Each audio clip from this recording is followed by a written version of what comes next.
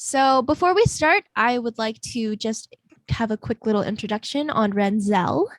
So, Renzelle Mendoza is in her final year at the UBC Sauder School of Business and is completing her bachelor's of commerce. She's also worked at Procter and Gamble, Shopify, and Canadian Tire. Renzelle has held associate vice president and chairperson roles at the UBC Commerce Undergraduate Society, the largest business undergraduate society in Canada, volunteered at and led at 14 clubs/services, and has represented UBC at international business competitions. During her time at STMC, she was a part of the student council, captain of the curling and dragon boat teams, soup kitchen helper, ski and snowboard club, open house tour guide, 12th Avenue breakfast program helper, dinner club, morning announcements, dance committee, grade 8, 11, 12 retreat leader, and was an international Japanese guide.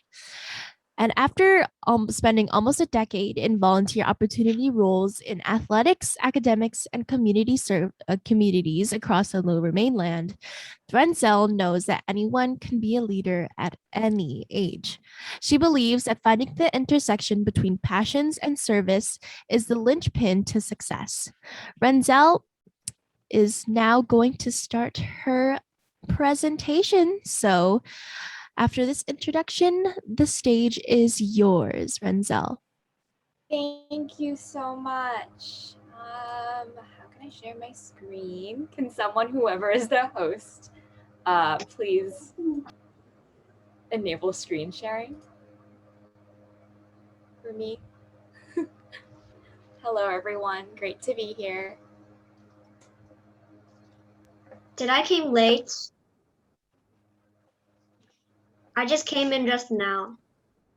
That's okay. You haven't missed too much. Okay. Sharing. Can everyone see my screen? Yep, we can. You can go ahead. Yeah, we can see your screen. Amazing. Okay. Hi, everyone. I'm really excited to be here today to speak to each and every one of you because I know that you are going to be the future leaders of our world. I also want to say thank you to all of the participants for choosing to be here today. I know it's really hot. You could be outside doing other things, but instead you're choosing to be here today on your path to becoming a leader. I also know that you should probably pay attention because there are more sweet prizes to be held as there are going to be a Kahoot game. So today I'll be talking with you about leadership and the relationship with that for motivation. How do you motivate yourself to lead? As I'm talking, feel free to jot down any questions, put it in the chat. I'll be able to see it pop up, or Jillian or one of the leadership people just interrupt me if someone has a question and I didn't see. And today we're going to be exercising. No one actually, oh my gosh, all of your faces suddenly dropped. No one said anything about exercising. Yes, tiny bit of exercising. We're going to be exercising our fingers. You're going to stretch all the way to the keyboard and type into the chat if you have any questions or any comments. So with that in mind, I just want to say hello. My name again is Renzelle. Thank you, Courtney, for that a really great introduction. And I am here because once upon a time, I was just like you. It's a little bit about me. Like Courtney said, I'm in my final year at UBC Sauder. I currently work for Procter and Gamble, and people don't really know what Procter and Gamble is, but it's the people who made Tide Pods. Please don't eat them. I feel like I have to keep saying that, but just in case, please don't eat them. And like she said, I spent a lot of time working with youth. I got to volunteer at Pathfinder Youth Center Society, where you work with at-risk youth. And that picture in the bottom right corner is my really awesome tree fort. I was a camp counselor for ALS Society of BC, the people who made the Ice Bucket Challenge. And it's been a great pleasure talking to you here today. So as she mentioned, by the time I graduated high school, when I was 18, that's me at 18, that's literally the day I graduated, I had been the leader of 14 clubs and services. She listed off a whole bunch, was not expecting it, but yearbook, announcements, green team, dance team, And I was the captain of 2 sports. And by my final year, I had over 1,000 hours of service hours. That was a lot. And whenever I say that and you see that, people always get impressed. They're like, oh my goodness, like they pat me on the back and they always ask, how did you do that when you were just from the ages of 13 to 18? But the truth is, it really honestly wasn't like that. It wasn't always like that. Once upon a time, I was your age. I was 13. I'm really exposing myself right now. Those are pictures from my very first week at STM. I know I was really cute back then. I had the double combo because glasses and braces. And, once upon a time, before I was captain of 2 sports and doing all these 14 clubs and services, I was just like you. I was 13 years old. And when I was 13 years old, I was really awkward. I was confused. Literally that emoji right there where it's like that little sad face, that face every time someone tried to talk to me because I was really shy and I didn't want to talk to anyone. And I didn't even want to think about leadership. I was so worried about trying to fit into high school, buying school supplies, trying to make friends. And the last thing on my mind was leadership. And when you thought about like motivating me to do any leadership opportunities, those 2 emojis perfectly described it right there. I wanted to nap and I wanted to sleep, preferably hide under my bed. And it wasn't even a slight inclination. And when I was 13, if you decided that you wanted to decide that you wanted to be a leader, when you Google it, this is what comes up. Just take a moment, take a look on the left-hand side, see any patterns. It's a bunch of old people, lots and lots of old people. I didn't see a single person there under the age of, I wish I could say 20, no, 30, probably not. These were all old people. They were presidents, they were Nobel Prize leaders, and like if you see on the second image, it's Oprah. So I was 13 years old, and you're 13, and you're thinking, how am I supposed to be a leader like Oprah? So I had that like Jackie Chan meme, like, why? How could I be a leader at 13? And that entire thing that you see up there is very demotivating. I just literally wanted to yeet myself out of even the thoughts of being a leader because I thought I had to serve global warming. I thought I had to go solve world hunger. But this brings us to the very first lesson I want you to take. Start small. You don't need to invent the iPhone to be a leader. And that's something I didn't know when I was 13. I thought you had to go solve world hunger, find the cure for cancer, and all of those things. And starting small is probably the first thing. If anything, you ignore all the other lessons I tell you today. Starting small is probably the easiest one. So start small, but start. That's the important thing, that you just start. It's really hard to motivate yourself if you wake up one day and you say, I want to serve world peace. That's a huge, huge, huge, huge undertaking. And it's a lot. And then you realize, hey, I'm 13 years old. I don't know if I can actually do anything yet.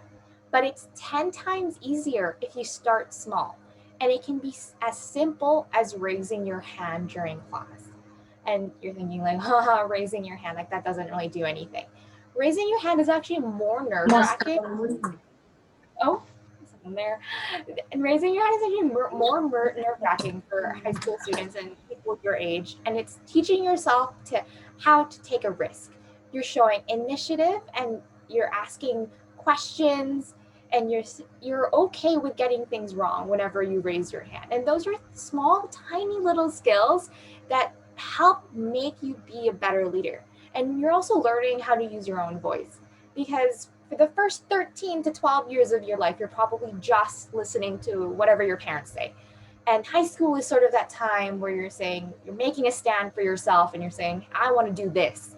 But it's really, really hard to do that all at once. So starting small is the key. And you can do so also by joining a club. Let's say you like, planting gardens. You can join the green team in your grade 8 year and then sort of build that up and hopefully become the leader when you hit your grade 12 year. You can go volunteer, like what all the other youth members do today. They gave you so many different opportunities where you can start reading to kids, and small, tiny steps like that can help build you up. And it really does build up.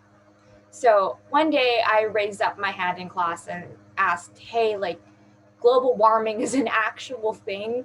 Why aren't we doing anything about it? And that was in my science grade 8 class. Then my teacher didn't actually really have an answer. She talked about global warming is a thing, but at STM, we weren't doing anything. So then I talked to my best friend next to me. I said, hey, we should do something. And that led to another conversation where we asked our teachers, hey, is there any club that we could join? Turns out there was a green team, and I joined that in my grade 8 year. And I kept joining it in my grade 8 year, my grade 9 year. And by the time I hit grade 11 and 12, they actually gave me the opportunity to lead green team. And that never would have happened if I never raised my hand in that one grade 8 class that started everything at all. And I know what you're thinking, like, that small green team, not really that impressive, but there are actually lots of other world leaders, youth leaders, that have done tiny little steps. So that's the part where I hope you guys can type. So these are 3 examples of youth leaders that started small and they weren't even 20 yet. So Jackil Jackson, he helped his aunt one day distribute food at the local homeless shelter in Chicago. Can you guess? Can anyone guess? Even the leaders, hopefully one of you guys decide to type, or you can go off mute. Guess how old he was when he decided to do that. Anyone brave enough to come off mute? Or feel free to type it in. Oh, I see it now. 12, 11, 10. Really close. No one's hitting it yet. 9. I saw Darius. Yes. And Mira, 9. I got that? Yeah, you got it. He was, in fact, 9 years old. He was 9 years old when he went out and helped his aunt. And from that one tiny afternoon, he then started the charity Blessing Bags, where he made bags full of snacks and toiletries and towels. And over the course of the year, he's donated it over to 3,000 homeless people. And he was only 9. He was probably younger than most of you in this conversation. Another guess. We have Justin LaChapelle. So he loves Lego. I love Lego. I actually have a little Lego set right here, Mandalorian, shout out Star Wars. He created a Lego prototype for a robotic hand out of Legos. Can anyone guess how old he was when he did that? He looks kind of older in this photo, like maybe 1 or 2 years older. 12. Yes, Shane. 15. He was only 15. So he was only 15 when he first made that prototype. But now, because he started playing with and tinkering with Lego, he found a way to make more prototype Lego hands and actually makes prosthetic Lego hands for children who can't afford them. So normally prosthetics cost about $80,000. That's like that's like 3 cars. That's the cost of 3 cars or 2 really fancy cars. And he was able to do that out of Lego at just 15 years old. Okay. For the money, for the very, very last one, we have Michaela Omer. So she's one of my favorites. So she started literally the thing that you hear in movies with a lemonade stand. She started a lemonade stand after learning how badly the bees were being affected, because as I don't know if you guys know, but bees are having a really hard time right now finding flowers and pollination. So she decided to start literally a neighborhood lemonade stand and to raise money for the bees. Can anyone guess how old she was when she first started that? Oh, go younger. Go even younger. Yeah. Oh, Mira, she hit it. She was only 4 years old when she did that, and she was 12 years old when So she did it for a couple years. She started her first lemonade stand when she was 4. And the time that she was 12 years old, she was making local honey that was selling at Whole Foods, and all of the proceeds went to the bees. So it just goes to show that the first image that I showed you like a couple slides back, and it was all of these like 40-year-old people. Uh, you don't have to be 40 years old and saving world peace. And all of these 3 individuals started really, really small. Something that you could do. You could go volunteer at a homeless shelter. I bet you have Lego in your backyard, and everyone knows how to make lemonade. So all of these tiny things, you can do it. So for our second lesson, I want you to find what you love. Don't force yourself. Motivating yourself to be a leader, to actually get up and lead, is so much easier when you're doing what you love. There's a really good quote: "Do what you love and you'll always love what you do," by Billy Joel. And I want you to keep that in the back of your head as we go to the next story. So does anyone here like to do chores? And type in the chat. If you say yes, I'll be very surprised. Be honest. Yes, no, good job. My cousins are on the call, and if you say no, I will tell your parents. Just kidding. I promise I won't tell your parents, because you just have to be honest. Because I'm an adult, technically an adult. I hate doing chores. The number one thing I hate doing is dishes. I will let it sit for literally a week, and I will look at it, and I will procrastinate. I won't do it. And I'll actually do other chores like laundry and vacuuming before I even touch the dishes, because I hate doing the dishes. And when I end up doing the dishes, what I'll do is I'll like scrub one plate, kind of half do it, and then put it back. And it's just not a good time. And I'll do a half effort. And that is exactly what will happen if you force yourself to be a leader for something you don't like. Motivating yourself to be a leader is so much easier when you actually end up doing something that you love. You can actually have best of both worlds. Now, I'm not saying to try to do anything and then after the first 3 days, if you hate it, you suddenly give up. No. That's not what I'm trying to say. What I'm saying is that if you happen to really love something and you want to be a leader, if you find some sort of intersection between those two, it's so much easier. So for example, let's say like you want to be the leader of a really random thing, like the leader of the kite club. I don't actually know if there's a kite club, perhaps there is. But you hate being outside, you hate kites. Why are you making it so much worse for yourself? So try to find what you love. It can literally be anything. And I have seen people do the coolest things. It can be as simple as, for example, that first picture reading to kindergartners. Or I have seen someone be a tutor for Fortnite for senior citizens. There are actual senior citizens tutoring for Fortnite. I think that is the most adorable thing on this planet. I love BTS. And you could literally also be the leader of their fan club, which spends almost 80% of their time volunteering to the community. You could, if you love football, you could be the captain of the football team at STM. There's also a robotics team. You could potentially lead that too. Yes, Mary Grace, BTS. Saranghae, love BTS. So for me, as an example, I really love social media. That sounds really self-absorbed, but I love scrolling on TikTok and I love going on Instagram. So because I love that, I did my best to try and become the leader of something remotely close to that. And turns out there was a position to be the leader of social media for my school. So I got to go on tours. I got to go to concerts for We Day, which was a volunteer, and I got to meet lots of celebrities so long as I took a lot of pictures and posted on social media on behalf of my school. And it was hard work because I had to learn how to operate a camera. I had to memorize who was on that channel. I had to plan social media outings. You just don't post it. But I woke up every single day at 8 a.m. for those meetings. And I spent so many hours in Photoshop trying to learn how to do it. And I never complained. Why? Because I loved it. So you might end up doing something that might actually be 10 times harder than studying for school.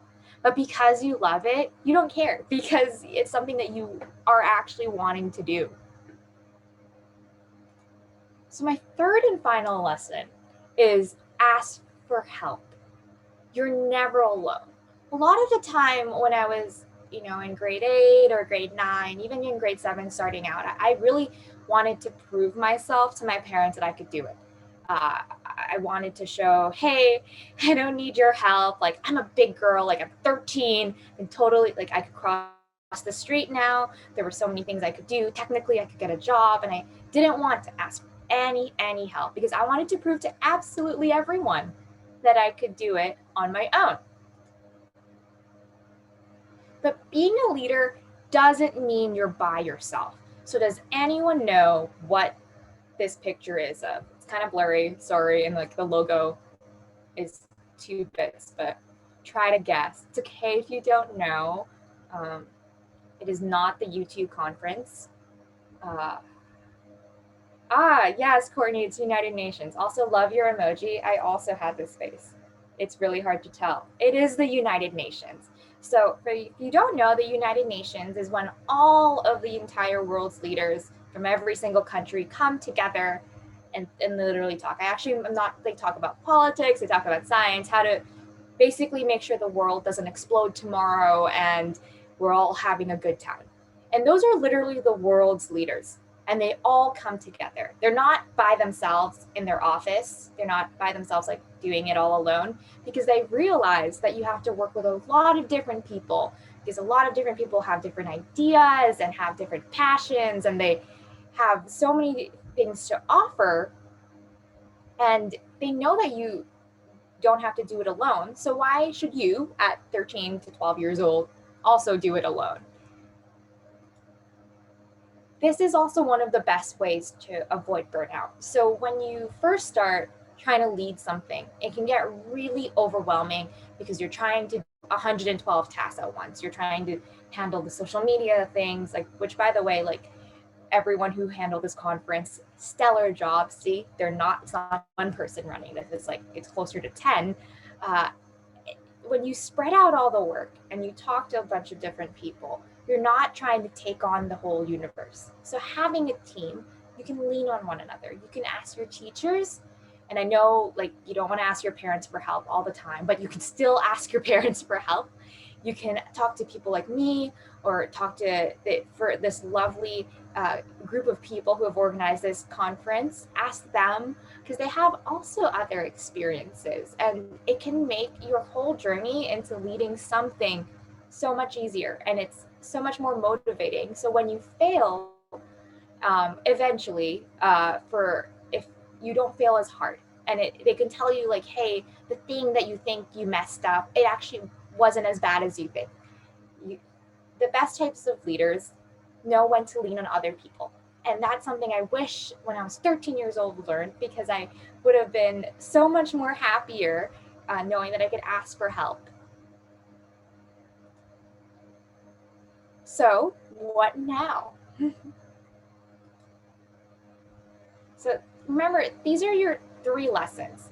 1, start small. September is coming and you're going back to school, and if you hate public speaking or talking in class, challenge yourself to say, hey, at least once a week, I'm going to volunteer for something, whether that's holding the door or raising my hand up in class. Secondly, find what you love. After our conversation today, literally take out a piece of paper and write down everything that you like to do. It could be making rice, something as small as that, running, soccer, karate, you like birds. Find what you love, and then look for opportunities where maybe next year or even 1 month from now that you could lead. And if it doesn't exist, make plans, but find what you love. And finally, ask for help. Like I mentioned, there's so many resources out there. Google is your best friend, but so are all of the people here today in this conversation. Talk to each other, because they are your best resources for the future.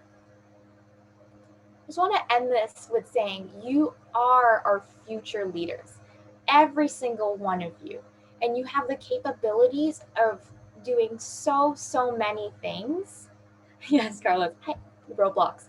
You could start a new Roblox hub, softball, Minecraft. I love it.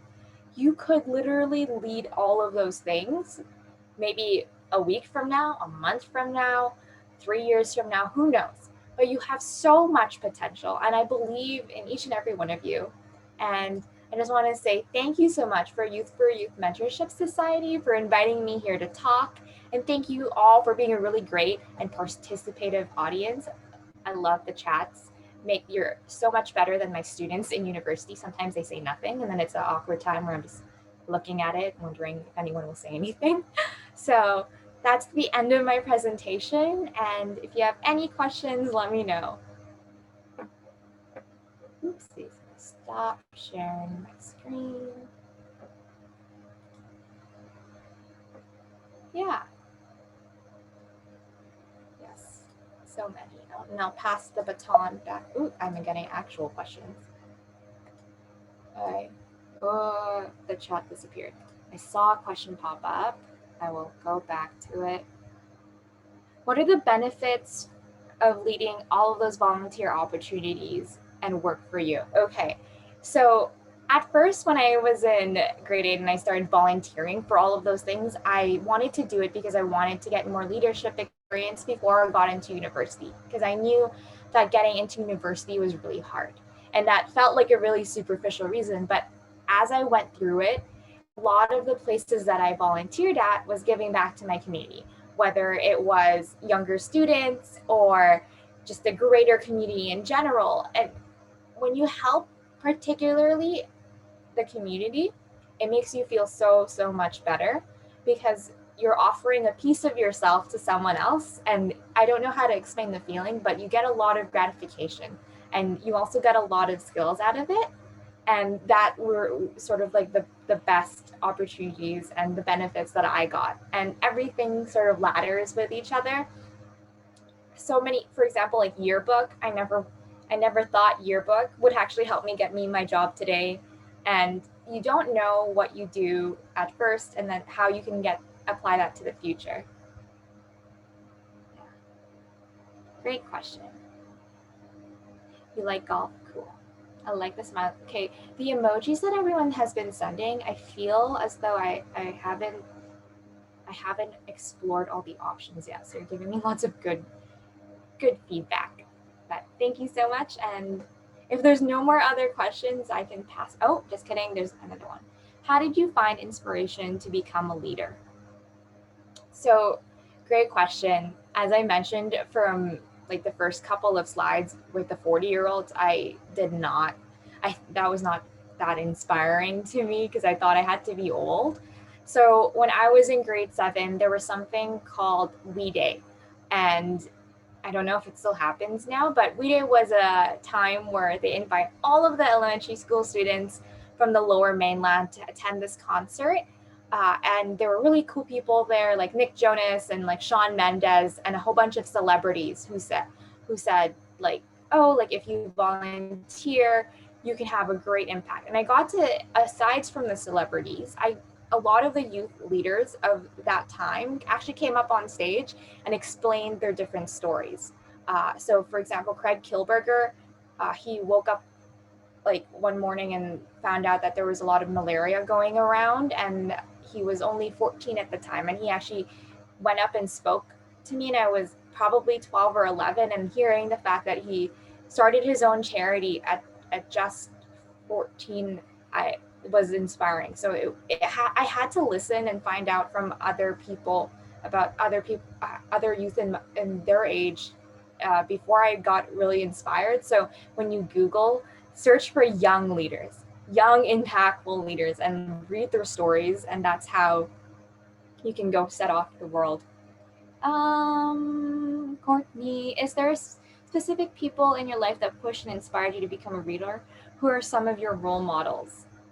I think this is a cop out, but it's my mom. My mom was a really big influence. She said every time I failed, she would always push me to be even better, which is why I tell you to tell your parents that you want to be inspired to do something. Also, there's a longest meeting. Who are some of your role models? As of right now, That's a really good question. I'm really inspired by people who, like for example, Oprah, who was self-made and she faced a lot of racism early in her career as a news anchor, and then she pivoted that um, into doing her own show. And despite the adversity that she faced, she's one of the richest women in this planet. And but not only is she one of the richest women, she spends a good chunk of her time on charity work, and I think that's sort of the best ways that you can handle life. I also really like the CEO of Shopify. He's very, very humble. And now every single website on the planet is under Shopify, and he spends all of his time, almost like 80 to 90% of his time, uh, giving back to his community.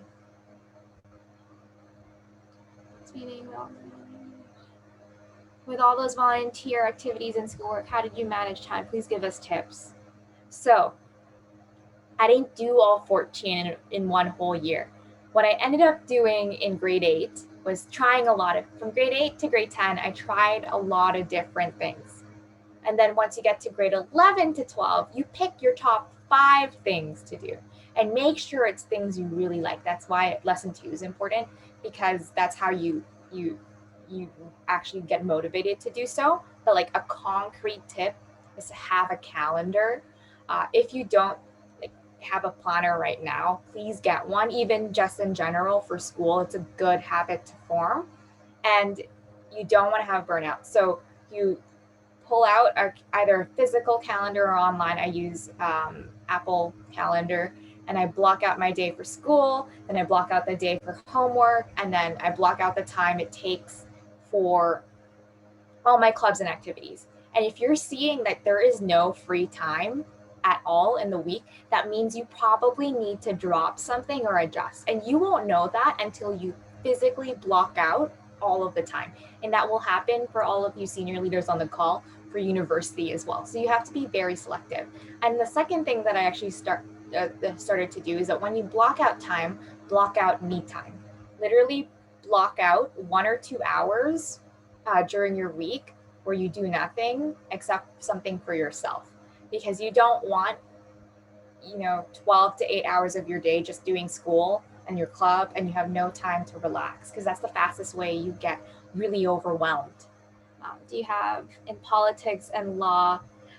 I actually wanted to go into law school, but that's still in the table. For politics and law, there used to be a program, I think Canada still does it, where I forgot what it was called, but Canada has this grant where they send kids from the different provinces. Oh, it's called Encounters with Canada. I suddenly remembered what it was called.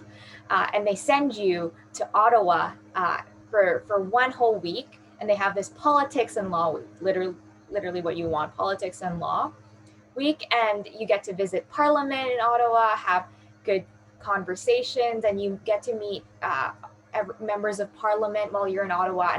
And those are for high school students. So anyone from grade 12 or less can attend. And I think that's one of the things that you should sign up. There's probably other versions of that as well, but it's very good exposure.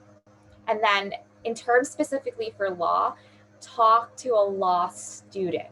So how you get into law school is you first go from elementary to high school, and then you do a 4-year undergraduate degree, which is what I'm doing.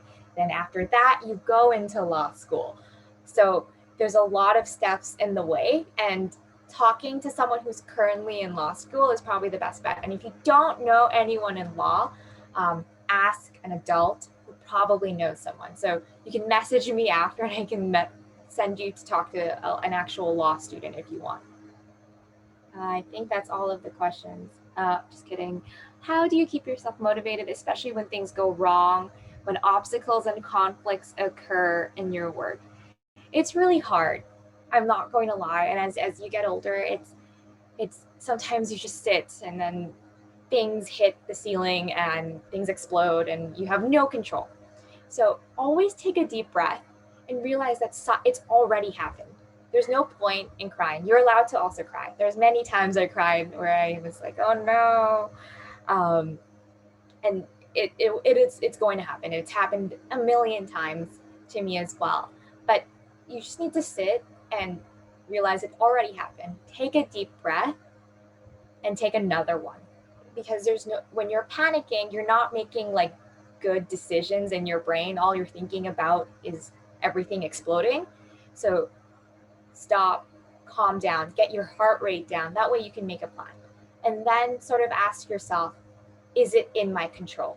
Because sometimes when things go wrong, there's nothing you could do. A hurricane could come into Vancouver and your whole event is shattered and you realize there's actually nothing you can do. And if it's one of those cases, you should just sort of relax and then see what you can do for your next steps. If it's actually something within your control, try to find out what is a must have versus a want. So what you have a list of must haves, like this must happen and this must happen. Then you can prioritize those. And then you can approach the what to haves. And during this time, it's like particularly important that you're not keeping this all to yourself. I had that habit of keeping everything to myself. Like I would fail a math test. Oh my gosh, my cousin's on the call. Don't tell my dad that. I would fail a math test, and then I would have to lead something the next day, and I would keep it to myself. Don't, because this is those crucial moments where you lean on your best friend, your mom, your teacher. If you, no one knows just how explosive things are going on if you keep quiet. So those sort of are the two ways. Have you ever doubted yourself as a leader? All the time. Even now. Even now, after all these years, sometimes I will get up in front and talk to someone and freak out and have like the hyperventilation and worry all the time. It's called oh my gosh, what's the word? Doubted yourself. Like imposter syndrome. And it's something that you'll feel over and over again. Sometimes I'll achieve something and feel like it wasn't worth it. And that's how I feel at my current job. Sometimes I wake up in the morning thinking, oh, I'm not good enough.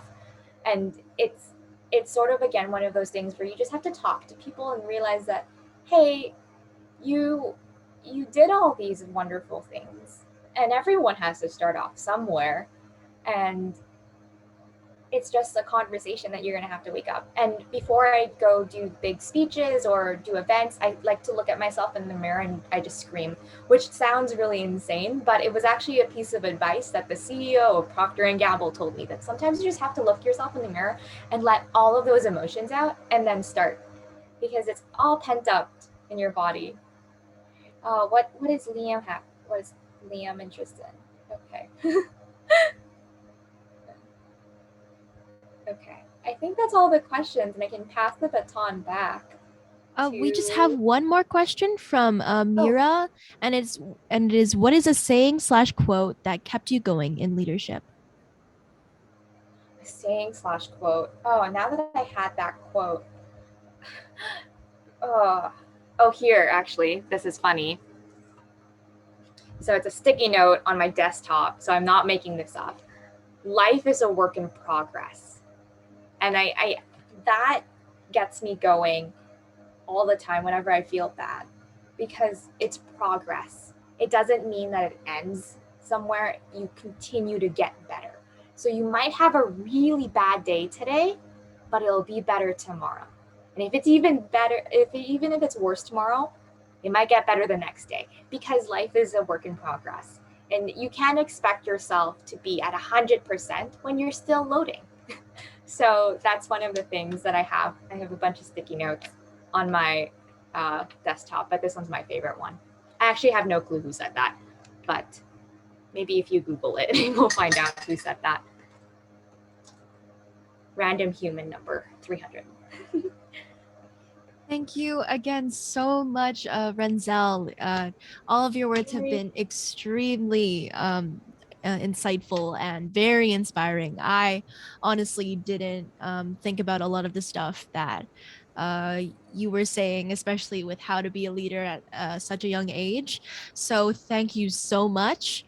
As well, we'd also like to thank you for your generous donation to the organization. It will help us with all of our events in the future. So, again, thank you so much.